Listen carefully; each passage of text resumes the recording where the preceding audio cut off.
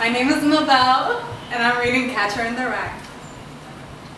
If you really want to hear about it, the first thing you'll probably want to know is where I was born and what my lousy childhood was like, and how my parents were occupied and all before they had me, and all that David Copperfield kind of crap, but I don't feel like going into it.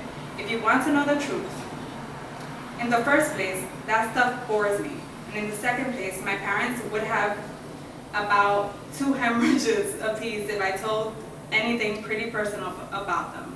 They're quite touchy about anything like that, especially my father. They're nice and all, I'm not saying that, but they're also touchy as hell. Besides, I'm not going to tell you my whole goddamn autobiography or anything. I'll just tell you about the madman stuff that happened to me around last Christmas just before I got pretty run down and had to come out here and take it easy. I mean, that's all I told DB about, and he's my brother and all. He's in Hollywood.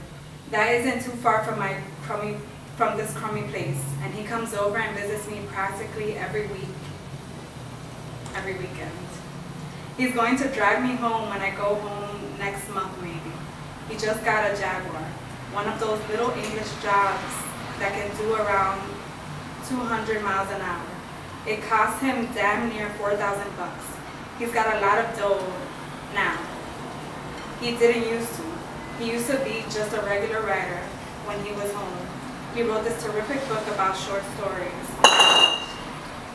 The Secret Goldfish, in case you never heard of him.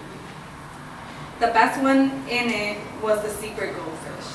It was about this little kid that wouldn't let anybody look at his goldfish because he bought it with his own money. It killed me. Now he's out in Hollywood, DB being a prostitute. If there's one thing I hate, it's the movies. Don't even mention them to me. Where I want to start telling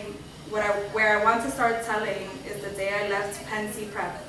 Pensy Prep is this school that is in Hagerstown, Pennsylvania. You probably heard of it. You're probably seen the ads anyway.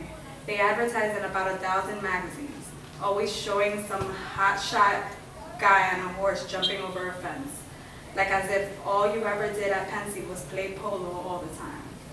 I never even saw a horse anywhere near the place. And underneath the guy on the horse's picture, it always says, since 1888, we have been molding boys into splendid, clear-thinking young men. Strictly for the birds. They don't do any damn molding at Pensy. They don't do any more damn molding at Pensy than they do at any other school. And I didn't know anybody there that was splendid and clear thinking at all. Maybe 2 guys, if that many, and they probably came to Pensy that way. Anyway, it was the Saturday of the football game with Saxon Hall. The game with Saxon Hall was supposed to be a very big deal around Pensy. It was the last game of the year and you were supposed to commit suicide or something if old Pensy didn't win. I remember around 3 o'clock that afternoon, I was standing right the hell up on top of Thompson Hill, right next to this crazy cannon that was in Revolutionary War and all.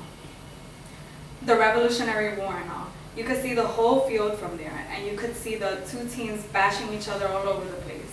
You couldn't see the grandstand too hot, but you could hear them all yelling, deep and terrific on the Pensy side, because practically the whole school except me was there, and Scrawny and Faggy on the Saxon Hall side, because the visiting team hardly ever brought any people with them. There were never many girls at all at the football games. Only seniors were allowed to bring girls with them. It was a terrific school, no matter how you looked at it.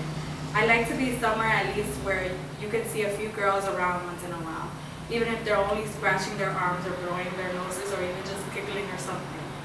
Old Selma Thurmer, she was the headmaster's daughter, showed up at the games quite often, but she wasn't exactly the type that drove you mad with desire. She was a pretty nice girl though. I sat next to her once in the bus from Agerson, and we sort of struck up a conversation. I liked her. She had a big nose and her nails were all bitten down and bleedy looking, and she had one of those damn falsies that point all over the place. But you felt sort of sorry for her. What I liked about her, she didn't give you a lot of horse manure about what a great guy her father was. She probably knew that what a phony slob he was.